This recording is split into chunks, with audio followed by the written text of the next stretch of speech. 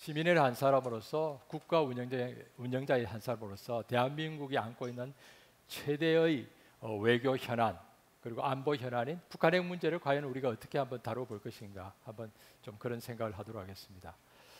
그리고 이 문제를 다루면서 단순한 정책으로서가 아니고 정책의 스킬을 과연 어떻게 우리가 한번 좀 가다듬을 수 있을 것인가라는 것도 한번 같이 좀 생각하는 기회를 갖도록 할게요.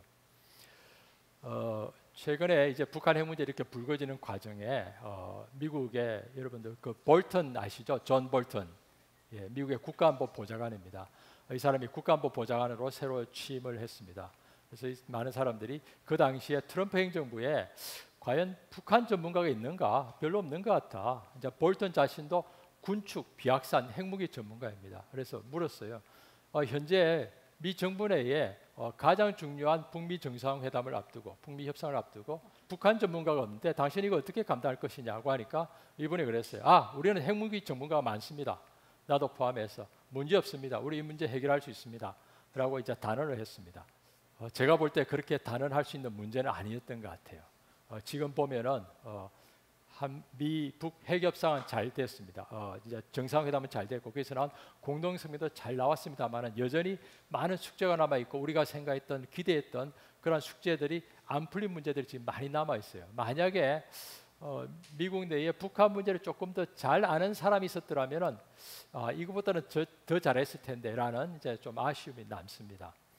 마찬가지로 사실 우리나라도 이제 북한 핵 문제를 우리의 현안입니다. 전문가들이 몇십 명 모여 있으면 대부분이 북한 경제, 북한 정치, 북한 사회, 남북관계 전문가입니다. 핵 문제를 아는 사람은 그렇게 많지 않아요. 이제 안보 문제를 아는 사람도 많지 않습니다.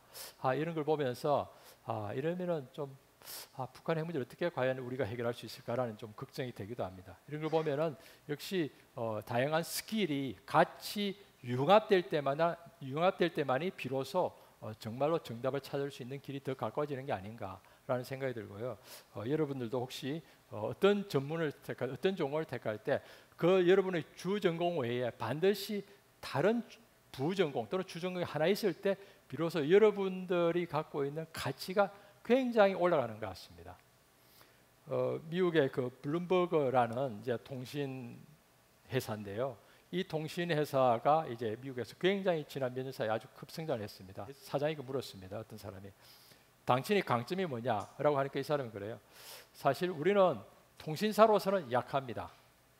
그렇지만은 금융 정보도 다른 어떤 회사보다도 강하지는 않습니다. 그렇지만은 두 개를 다 아는 회사는 없습니다. 그래서 이제 블룸버그라는 게 굉장히 독보적인 회사가 됐습니다. 마찬가지로 사실은 저도 국내에서 이제 핵 문제로서는 상당히 내놓으라고 행세를 합니다. 왜냐하면 저는 사실은 북한도 알고 제 나름대로 북한도 알고 그리고 핵 문제도 알고 있습니다. 그렇기 때문에 제 나름대로 북한 핵 문제를 이제 분석할 수 있는 시야가 있습니다. 그래서 그러한 것들을 여러분과 같이 좀 나누고자 합니다. 우선 문제 제기를 한번 해보겠습니다. 아마 여기 있는 많은 문제들을 여러분들이 이미 같이 들어보셨을 것 같습니다. 우선 여러분들이 문제 해결을 하려면 어떻게 해야 되나요? 문제 해결을 하려면 문제에 대한 목표를 세워야 됩니다. 그러니까 우리가 갖고 있는 모든 북한 문제와 관련한 목표는 제 생각에 거의 같이 공유하는 게 있다고 생각합니다. 무엇이죠? 핵 없는 한반도, 전쟁 위험 없는 한반도. 그러한 것들이 우리가 갖고 있는 한반도 정책에서의 아마 최고 목표가 아닐까 그렇게 생각을 합니다. 여러분들 혹시 작년 한 해 동안에 전쟁이 날까봐 좀 노심초사 하셨나요? 전혀 안 했어요? 아마 제 생각에는 저는 사실은 좀 걱정을 했습니다. 아마 국민이라면은 혹시 이러다 전쟁 나는 게 아닌가 굉장히 걱정을 했을 것 같아요. 그것이 북한의 전쟁 도발이건 아니면 트럼프 행정부의 북한에 대한 예방 공격이든 그러한 가능성이 작년에 굉장히 높았습니다. 그러한 와중에 우리가 갖고 있는 대북 정책 목표는 더욱더 또렷해졌습니다. 무엇이라고 그랬죠? 핵 없는 한반도, 전쟁 위험 없는 한반도. 그렇다면 그러한 목표를 달성하기 위해서는 우리가 어떻게 해야 되죠? 그 다음에 이제 전략이 있어야 됩니다. 목표가 세워졌어요. 모든 국민들이 원합니다. 정치인이 선택을 했습니다. 그래서 문재인 대통령께서 우리는 핵 없는 전쟁 위험 없는 한반도를 우리의 정책 목표로 삼으려고 합니다. 라고 국민의 동의를 구해서 목표를 제시했습니다. 그렇다면 그 다음에 할 일은 어떻게 할 것인가라는 걸 우리가 찾아야 되겠죠. 어떤 방법을. 근데 방법을 찾기 위해서는 우리가 어떤 환경에 처해 있는지를 알아야 됩니다. 여러분 손자병법 아시죠? 손자병법. 손자병법에서 전쟁에서 가장 잘 싸우는 방법, 이기는 방법에 대해서 이 사람이 아주 핵심적인 이 조언을 한 게 있습니다. 무엇이죠? 잘 아시죠? 지피지기면 백전불태라. 나를 알고 상대방을 알면은 100번 싸워도 위태롭지 않다. 사실 우리 국내에서는 잘못 알려져서 100번 지지 않는다고 하는데 사실은 위태롭지 않다라는 게 이제 원전에 있는 겁니다. 그 말은 다시 말해서 나의 역량, 내가 무엇을 할 수 있는지, 그러니까 나의 역량에 넘어서는 일을 하게 되면 그럼 우리가 일을 할 수 없는 거죠. 그래서 나의 역량을 알고 그리고 상대방을 알면은 이제 반드시 전쟁에서 이길 수 있다는 겁니다. 그렇다면 상대방을 어떻게 아느냐라고 했을 때 제가 볼 때는 그 상대방은 여기서는 두 가지인 것 같아요. 하나는 북한입니다. 그리고 다른 하나는 주변 환경입니다.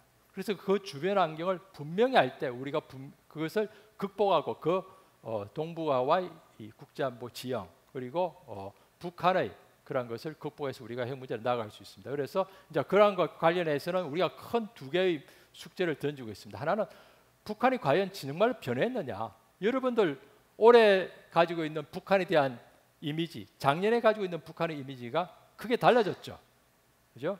그리고 여러분 김정은 보면 어때요? 작년에는 엄청나게 핵 미사일을 쏘아대는 바람에 전쟁광이라고 다들 생각했습니다. 전쟁 미친광이라고 불렀어요. 그렇지만 지금 여러분이 갖고 있는 북한에 대한 이미지는 뭡니까? 제대로 대화도 하네? 우리가 대화도 할 수 있겠네? 라고 했는데 여전히 많은 의구심이 남아 있습니다. 과연 북한이 진정으로 변했느냐? 아니면 이것이 기만책인가? 라는 것에 대한 큰 숙제가 여전히 우리한테 남아 있습니다. 또 하나는 그렇다면 북한이 왜 변했을까? 북한이 핵무장을 해서 자신감? 아니면 제재 압박 때문에 그 원인을 안다면 우리가 그것을 또 잘 이용할 수 있습니다. 그리고 조금 더 환경을 넓히면은 한반도의 분단의 기원, 그리고 한반도 전쟁 과정에서 주변국의 개입, 그리고 현재 있는 동북아의 국제 질서 이런 걸 보면은 강대국이 장악을 하고 있습니다. 한때는 여러분들 냉전 시기의 초강대국은 누구였죠? 미국과 소련이 전 세계를 지배했습니다. 그런데 소련이 없어졌어요. 그다음에 이제 미국이 일시적으로 세계를 지배하다가 지금 동북아에서는 소위 말해서 중국의 부상이라는 현상이 나타나고 있습니다. 그 이후에 많은 사람들이 다시 한번 동북아에서 강대국 세력 경쟁이 나타나냐 하고 걱정하고 있습니다. 여러분 동북아에서 강대국 세력 경쟁이 나타나서 우리가 굉장히 피본 적이 있습니다. 언제였죠? 19세기 말에 20세기 초에. 그리고 우리의 분단도 마찬가지입니다. 미소간에 어느 날 갑자기 선을 꺼버렸어요. 그리고 전쟁이 나서 우리가 마침 북한까지 진출했는데 갑자기 중국이 개입을 했습니다. 다시 휴전선이 만들어졌어요. 이렇게 강대국이 개입하게 되면 한반도는 굉장히 피곤해집니다. 이제 이러한 문제들을 우리가 과연 어떻게 이해할 것인가 라는 것이 있습니다. 그렇다면 이제 북한 핵 문제를 해결하는 데서도 굉장히 논란이 많습니다. 어떤 식으로 해결할 것인가? 리비아식으로 해결할 것인가? 또는 남아공식으로 해결할 것인가? 우리의 비핵화 평화 정책은 무엇인가라는 이제 큰 문제를 던져봤습니다. 여러분들이 이 문제의식을 같이 한번 갖고서 이 문제의식은 지난 거의 오랜 기간입니다만 짧게는 지난 1년간 우리 정부나 정책 서클에 있는 모든 사람들이 엄청나게 고민을 했던 숙제입니다. 동북아의 지형에 대해서 아주 간단히 말씀드리겠습니다. 여러분 혹시 존 미어샤임이라고 아시나요? 굉장히 유명한 국제정치학자입니다. 이 사람이 한반도에 대해서 또는 동북아에 대해서 예언을 했습니다. 중국의 부상은 결코 평화롭지 않을 것이다. 즉 다시 말해서 미중 간의 전쟁이 일어날 가능성이 굉장히 높다고 예언을 했습니다. 또 하버드 대학에 있는 아주 유명한 그람 앨리스라는 사람도 전 세계 지난 500년간의 강대국과 초강대국 간의 둘이 경쟁을 할 때 그 중에서 16번 중에 13번은 전쟁으로 끝났다라고 하면서 이 사람도 동북아에서 미중 간의 전쟁, 세계대전이 일어날 것을 예언을 하고 있습니다. 그리고 그 와중에 북한은 결코 핵을 포기하지 않을 것이다 라고 또 예언까지 했습니다. 이러한 것들이 우리가 처해 있는 굉장히 어려운 환경입니다. 우리나라 이런 것을 극복해야 되는 이제 상황이 되는 것이죠.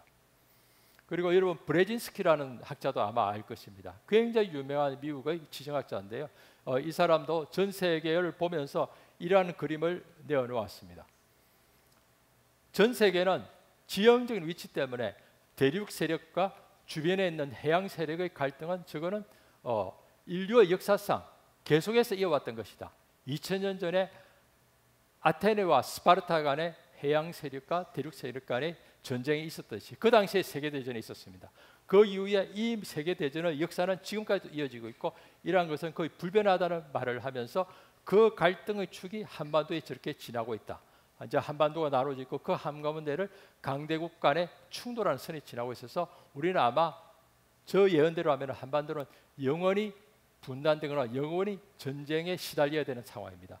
그러한 상황을 많은 학자들이 예언하고 있는데, 그러한 것들이 바로 우리가 극복해야 될 엄청난 큰 숙제라는 것을 여러분들에게 한번 저는 강조하고 싶습니다. 그 다음 북한의 모습입니다. 우리가 상대해야 될 바로 북한입니다. 북한을 우리가 잘 알고 이용할 때만이 북한을 이제 극복할 수 있는 것이죠. 뭐 아마 북한의 이러한 풍경을 보면 연히 그냥 큰 수도의 모습과 별반 다르지 않습니다.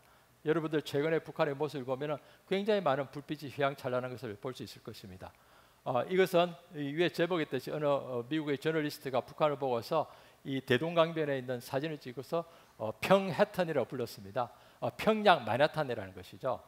어떻게 보면 우리 한강변보다 거의 전혀 부럽지 않습니다. 어쩌면 불빛이 더 화려한지 모르겠습니다. 그렇지만 제가 볼 때는 저희 분석에 따르면, 그리고 많은 사람들이 증언하기를 북한에 저렇게 24시간 전기가 들어오지 않는다고 합니다.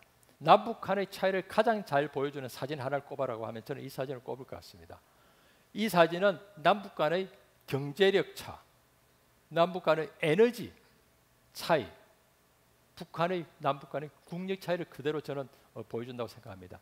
2014년에 찍었습니다만은 저는 3, 4년 사이에 북한이 이거보다 결코 좋아지지 않았다고 생각합니다. 어쩌면 더 나빠질 수 있다고 생각합니다. 이러한 상황이 한편으로 북한이 핵무장을 하는 또 배경도 되는 것 같습니다. 현재 여러분 남북한의 국력 차이가 얼마나 되는지 아시나요? 1인당 국민소득은 한국이 북한에 비해서 지금 한 25배 정도 됩니다. 우리가 3만 불, 북한이 1,500불. 근데 인구가 우리가 2배니까 합치면은 그걸 곱하면은 우리가 경제력이 한 50배 가까이 되는 것이죠. 근데 남북 간에는 지금은 일시적으로 평화를 이야기하고 있습니다. 그렇지만 남북 간의 분단국이라는 것은 서로가 제로섬 게임, 영합적 게임을 하고 있는 거예요. 안보 경쟁을 하고 있습니다. 그런 상황에서 남한이 내보다 50배나 잘 산다고 했을 때 북한이 느끼는 아마 압력은 굉장할 겁니다. 그런데 북한은 그 압력을 견디기 위해서는 재래식 무기에 투자를 해야 되는데 경제력이 없으니까 할 수가 없는 거죠. 아마 북한의 나름대로의 최선의 선택은 우리는 결코 동의할 수 없고, 전 세계의 핵 비확산 레짐, 세계 평화에서 결코 동의할 수 없지만 아마 북한은 이러한 선택을 했었을 것 같습니다. 이러한 것들이 어쩌면 우리가 안고 있는 그 엄청난 큰 숙제인 것 같습니다. 북한이 이러한 국력의 경제력의 열위 유지하는 한 아마 북한은 핵무장을 하려고 고집을 할 것 같습니다. 그렇다고 우리가 어떻게 북한을 하루아침에 경제 발전을 시켜줄 수 있나요? 그것도 어려운 일이거든요. 그래서 어쨌든 우리가 굉장히 이러한 것을 풀어야 될 큰 숙제다. 그리고 다른 한편으로 북한은 이러한 사정 때문에 지난번 남북 정상회담에서 우리 대통령께서 다음에 내가 정상회담은 평양에 가서 하고 싶다라고 하니까 김정은이가 놀랍게도 솔직히 말을 했습니다. 사실 우리 오시려면 좀 민망하실 겁니다. 그러니까 우리는 서울과 평양 사이의 거리가 한 200km라면 자동차로 고속도로면 2시간 반이면 갈 수 있어야 됩니다. 그렇지만 저는 옛날에 이제 캐도 프로젝트를 하면서 북한에 한 10여 차례 방문한 적이 있습니다. 그 당시에 비포장 도로를 한 100km 가려면 최소한 3시간, 4시간 걸립니다. 근데 이 비포장 도로가 북한에 굉장히 많아요. 북한에 포장된 도로는 아주 소수입니다. 근데 북한 나름대로는 또 방식이 있더라고요. 한 번은 저희들이 이제 캐도 프로젝트를 하면서, 여러분 캐도 프로젝트 아시나요? 이제 1994년도에 미국과 북한의 핵 합의를 해서 북한이 핵을 포기하는 대신에 우리가 원자력 발전소를 지어주기 위해서 발전소 건설을 했었습니다. 중간하다가 그만뒀습니다만은, 그 당시에 이제 북한의 도로가 너무 흙길이어서 안 좋으니까 우리가 굉장히 많은 중장비 트럭이 가서 움직이는데 그 잘 수송이 안 되는 겁니다. 그래서 이제 도로에 대한 회의를 하는데 제가 우연히 이제 캐도에 근무를 하면서 거기 가서 참관을 했었습니다. 그래서 비포장 도로에 대한 한참 이야기가 나오는데 갑자기 북측 대표가 자꾸 비포장 하지 마시라요. 그런 말을 하는 거예요. 아니 비포장인데 뭐가 문제죠? 이러니까 이거 흙포장 도로입니다. 이런 거예요. 흙포장 도로. 처음에는 무슨 말인지 이해가 안 됐습니다. 나중에 보니까 이해가 되는 거예요. 그리고 북한에 며칠 있으면서 어느 날 비가 왔습니다. 그러니까 비가 오면 어떻게 되죠? 흙 돌으니까 막 구멍이 금방 나는 거 아니에요, 그죠? 그러니까 그 다음에 아침 일찍 모든 사람들이 동원돼 가지고 그거를 다 구멍을 메꾸고 있는 겁니다. 그래서 흙으로 잘 포장을 해놨어요. 그러니까 북한은 이제 자기 나름대로 이제 흙포장 도로라고 이제 말을 하는 것 같습니다. 그렇죠? 우리 기준으로 볼 때는 이제 비포장 도로고 북한의 그러한 경제 사정을 나타내는 하나의 그 징후가 될 수밖에 없는 거죠. 지금도 북한에 있는 기차는 100km 다닐 수가 없습니다. 아마 북한의 김여정 일행이 한국 와서 그것도 굉장히 쇼크를 받았을 겁니다. 북한에서는 이러한 그 침목이 다 끼어져서 30km 이상을 달릴 수가 없어요. 전기 사정도 나쁘고 이러한 것들이 어쩌면 북한으로 하여금 한편으로 우리는 남쪽보다 국력이 약하니까 핵무장을 해야 되겠다고 생각을 하면서도 우리가 경제력을 발전시키려면 핵무기를 가지고 있으면 안 되겠구나. 그래서 북한이 핵무기를 포기할 수도 있다는 그러한 가능성을 열어놓는 하나의 또 배경이 되는 것 같습니다. 특히 과거의 김정일의 경우는 모든 경제적 피폐에도 불구하고 우리는 안보를 위해서 핵무장을 해야 된다고 강한 생각을 갖고 있었던 반면에 지금 김정은 국무위원장은 조금 생각이 약간은 다른 것 같아요. 핵무장도 해야 되는데 경제 발전도 해야 되겠다. 경제 발전을 하려니까 핵무기가 있으니까 안 되겠다라고 해서 이러한 그 병진 노선을 북한에서 수정하는 단계에 있지 않을까라는 생각을 하고 그러한 것은 우리로서는 북한 비핵화를 추구하는 굉장히 좋은 기회가 될 것 같습니다. 이제 북한에서 과거에는 사실 10여 년 전만 하더라도 시장이 없었습니다. 북한에는 여러분들이 구경시장에 가서 쿠폰과 돈을 있어야지 살 수 있습니다. 지금 그렇지만 북한에는 지난 한 10여 년 사이에 파머스 마켓, 농민시장과 또는 그레이 마켓, 블랙 마켓과 북한이 만든 공설 시장이 많이 생겼습니다. 그래서 북한도 점차 변화의 과정에 들어가고 있다. 그러한 것들이 얼마나 지속될지는 모르겠습니다만 상당한 변화가 진행되고 있다. 그런 차원에서 우리는 또 북한과 교류가 북한의 경제 발전에 의욕이 있는 만큼 우리는 북한과 협력할 수 있는 동기는 요인은 더 늘어난다고 말씀드릴 수 있겠습니다. 다른 한편 북한은 이러한 핵무기에 대한 실험 또는 미사일에 대한 실험도 엄청나게 하고 있는 것도 오늘의 현실입니다. 북한에 이렇게 많은 얼굴이 있습니다. 그래서 여러분들이 북한을 보실 때는 어느 한 얼굴만 보고 판단해서는 안 된다. 굉장히 밝을 수도 있는 얼굴과 아주 어두운 얼굴 그리고 굉장히 평화적일 수도 있는 그러니까 천진난만하게 뛰어노는 많은 사람들이 파크에서 춤을 추는 그런 방향도 있는 반면에 이러한 또 핵무기를 다른 이 세계 어떤 나라도 안 하는 이러한 핵무기 ICBM을 개발하는 그런 다양한 다면적 얼굴이 있다는 것을 우리는 북한에 대해서 좀 알아야 될 것 같습니다. 또 하나 우리가 북한을 이해할 때는 이 그림을 여러분들이 꼭 이해를 한번 해주시기 바랍니다.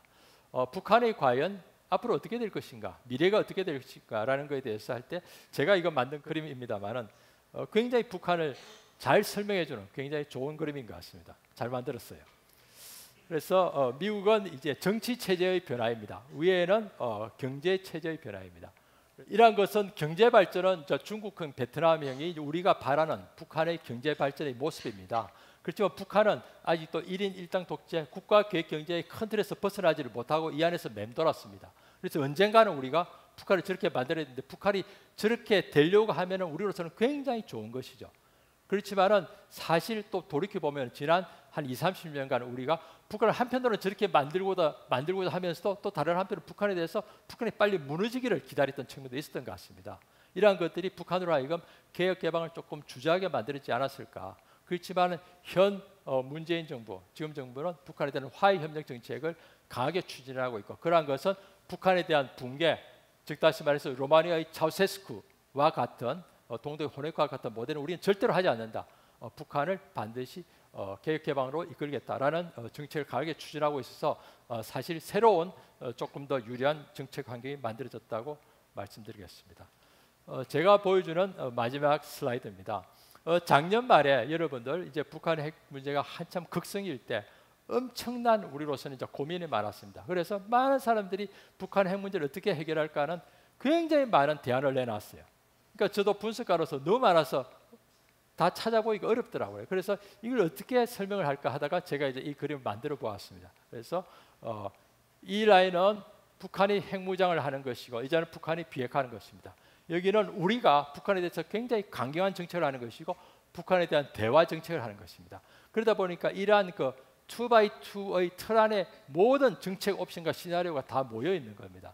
그러니까 우리나라로서는 사실은 과거 지난 겨울까지만 하더라도 이제 굉장히 핵위협이 있었고 조금만 더 가면은 북한은 핵무장을 완성하게 되고 우리는 북한과 죽자 사자 무기 개발 경쟁을 하는 아임즈 레이스를 하고 우리는 또 핵안보를 핵우산을 더 강화하고 그리고 미사일 방어를 더 강화해서 엄청난 군사적 충돌이 되는 대치가 되는 그런 상황이 갈 수 없는 밖에 없는 상황이 상당히 예견되었습니다. 그렇다면 그런 게 너무 위험하다면은 여러분 굉장히 위험하죠, 그죠? 그렇다면 우리에게 있는 옵션이 뭔가라고 했을 때 북한과 그냥 사는 겁니다. 북한의 핵과 산다는 말은 북핵과 동거한다는 말은 북한의 핵 우위를 우리가 받아들인다는 거거든요. 그런 옵션을 과연 우리가 받아들일 수 있을까요? 그러니까 그것도 굉장히 어렵습니다. 그렇다면은 또 다른 방법은 뭐냐? 북한을 강제로 비핵화시키는 방법입니다. 어떻게 비핵화시키죠? 제가 볼 때 크게 보면 두 가지 방법이 있습니다. 군사적으로 예방 공격 해서 핵무기를 없애는 겁니다. 정치적으로 북한을 강하게 압박해서 북한 정권 붕괴, 정권 교체, 체제 붕괴를 유도하는 겁니다.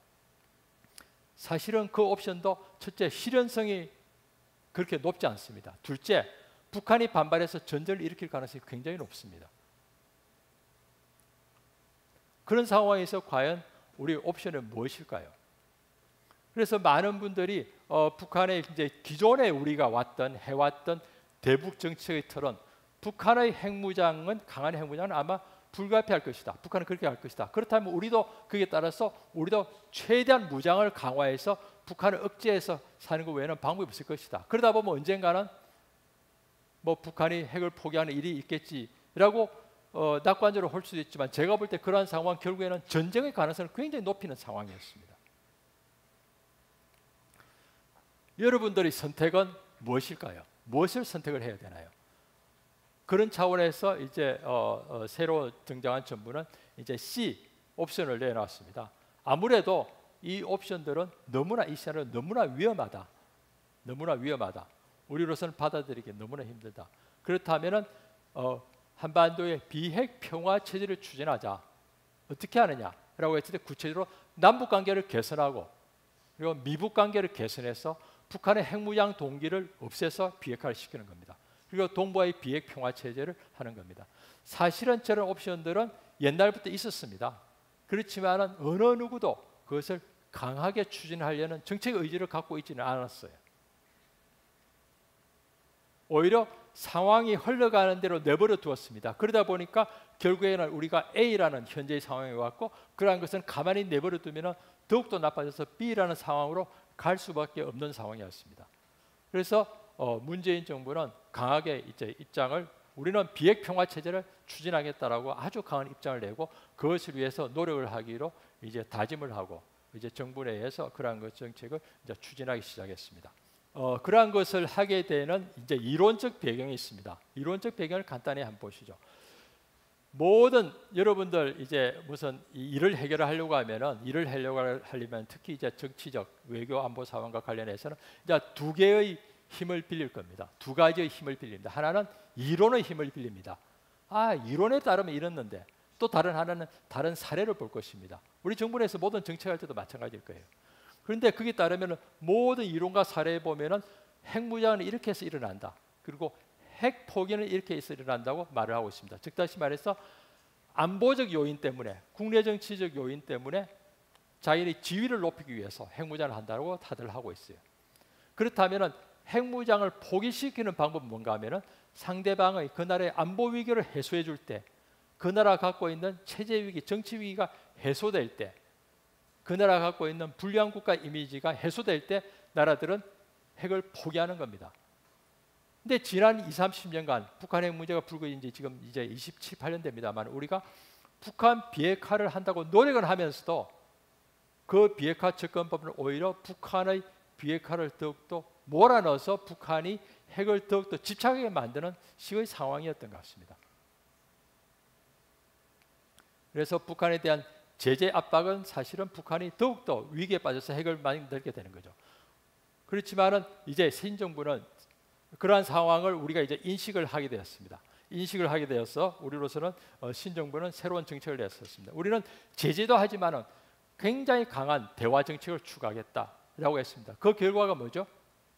여러분들 아시다시피 지난 4월 27일에 있었던 남북 정상회담이었습니다. 2010년 이후 굉장히 오랜 시기 만에 열렸습니다.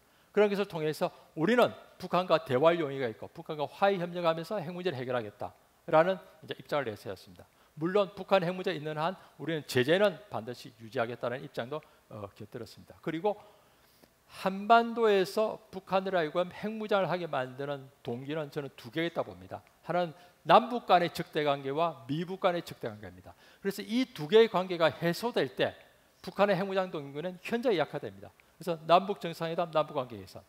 그리고 두 번째 축인 미북 적대 관계를 해소하는 것은 미북 정상회담과 미국 관계 개선입니다. 그러한 것을 우리 정부는 해냈습니다. 물론 거기에 대해서 또 다른 제가 이제 트럼프 요소에 대해서도 말씀을 드리겠습니다. 한국의 주도적 역할, 그리고 우리는 북한에 대해서 적대시 정책을 하지 않고 북한 붕괴를 절대로 추구하지 않는다는 일관된 입장을 내세워서 북한으로 하여금 대화에 나오도록 성공했습니다. 그리고 여기에서는 이제 그렇다면은 그러한 정책을 추구하는데 우리가 어떻게 가능했느냐를 했을 때 저는 트럼프의 역할이 굉장히 중요하다고 생각했습니다. 트럼프 대통령은 여러분들이 굉장히 이상한 사람이라고 하고 있고 저도 굉장히 리스크가 많은 사람입니다.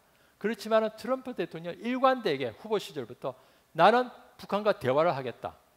그 당시에 미국의 대부분 사람들은 나쁜 불량 국가와 대화를 하는 것은 그 나라를 인정해주는 보상이기 때문에 절대로 안 된다고 그랬어요. 그래서 누구도 대화를 감히 하지 못했습니다. 그렇지만 트럼프는 나는 대화는 보상이 아니다. 대화를 통해서 문제 해결을 할 수 있다면 나는 당연히 하는 게 맞다고 본다는 일관된 입장을 가지고 있었습니다. 그래서 이러한 것이 마침내 성사되었고 그리고 우리 정부가 마침 미국과 북한의 훌륭한 주선 외교를 저는 했다고 생각합니다. 이러한 것들이 북한 핵 문제를 오늘에 해결하는 이제 굉장히 큰 계기가 되었다고 생각합니다. 그래서 다시 한번 돌이켜 보면은 이제 3차 남북 정상회담과 판문점 선언 그리고 싱가포르 북미 정상회담과 공동 성명이 있었습니다. 제가 볼 때 그렇다면 이 문제가 해결되었느냐? 그건 아닙니다. 이 문제는 정치적 합의입니다.